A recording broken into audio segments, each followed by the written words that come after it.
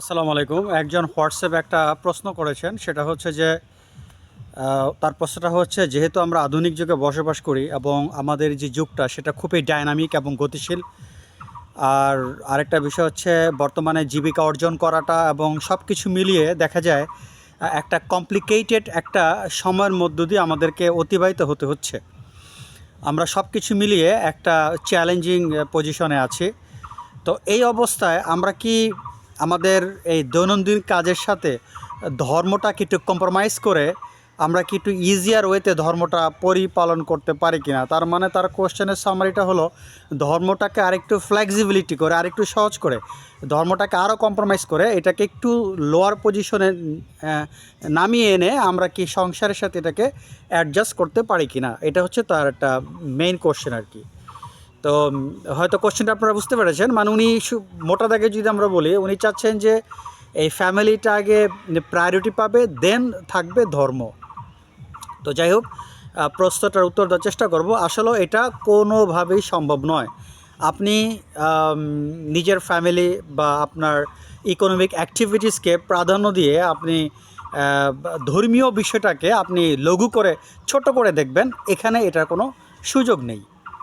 বরং আপনার উচিত ধর্মটাকে আগে প্রাধান্য দেওয়া, দেন আপনি আপনার যেই পার্থিব কাজগুলো আছে আপনি ওর সাথে অ্যাডজাস্টমেন্ট করে আপনার চলতে হবে। কিন্তু তার মানে এটা নয় যে আপনি পার্থিব প্রয়োজনের খাতিরে ধর্মকে আপনি একটু ছোট করে দেখবেন বা একটু কোথাও কাটছাট করা যায় কেন, এটা অ্যাকচুয়ালি আমাদের ইসলাম ধর্মে এটার কোনো সুযোগ দেওয়া হয়নি।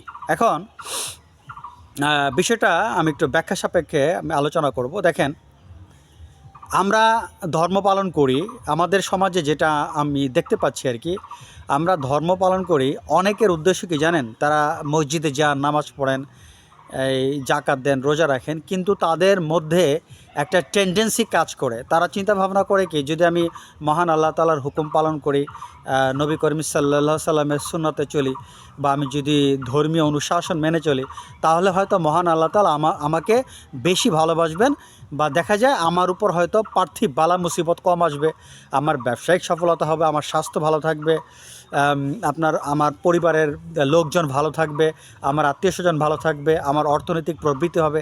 অ্যাকচুয়ালি এই উদ্দেশ্যে কেউ যদি ধর্ম পরিপালন করে থাকেন, তারা অবশ্যই ভুল পথে আছেন। ধর্মের সাথে কিন্তু আসলে পার্থিবের কোনো সম্পর্ক নয়। আপনারা মহানবী সাল্লাল্লাহু আলাইহি সাল্লাম থেকে শুরু করে সাহাবীদের, তাবেঈনদের যদি আপনারা বায়োগ্রাফি স্টাডি করেন, দেখবেন তারা কিন্তু অনেক ক্রিটিক্যাল সিচুয়েশনে ছিলেন, কিন্তু তারা সবসময় ধর্মকে প্রাধান্য দিয়েছেন। কিন্তু আমরা এটাকে এক পর্যায়ে এখন ডিজিটাল করে ফেলেছি। কিভাবে জানেন? আমরা সপ্তাহে জুমা নামাজ পড়ি, সবার সাথে কুশল বিনিময় করি, আমরা রোজা রাখছি, হজ করছি, তো এভরিথিং আমাদের ঠিক আছে। কিন্তু আমাদের মনোভাব কি, যে এই ধর্মীয় পরিপালনের মধ্য দিয়ে যেন আমাদের পার্থিব বিষয়টা, ডেভেলপমেন্টটা একটা ভালো অবস্থায় গ্রো আপ করে, এটা হচ্ছে আমাদের একটা উদ্দেশ্য।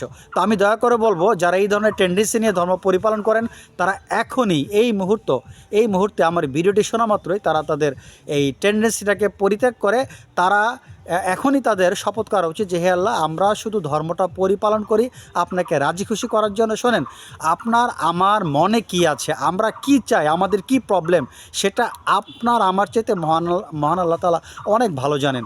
সো আপনাকে তো ওয়ারিড হওয়ার কোনো কারণ নেই। আপনি সঠিকভাবে ধর্ম পরিপালন করেন, আল্লাহর পথে থাকেন, বাকিটা আল্লাহ পাক আপনাকে করে দিবেন। আর যদি আপনার প্রবলেম ওভারকাম না হয়, ধরে নেবেন এটা একটা পরীক্ষা, উত্তীর্ণ হয়েছেন। এই দুনিয়াতে কিছু না পেলেও আপনি পরকালে আপনার জন্য বিশাল উপহার ওয়েট করছে। আশা করি ভিডিওটি বুঝতে পেরেছেন। আজ এ পর্যন্ত, আল্লাহ হাফেজ।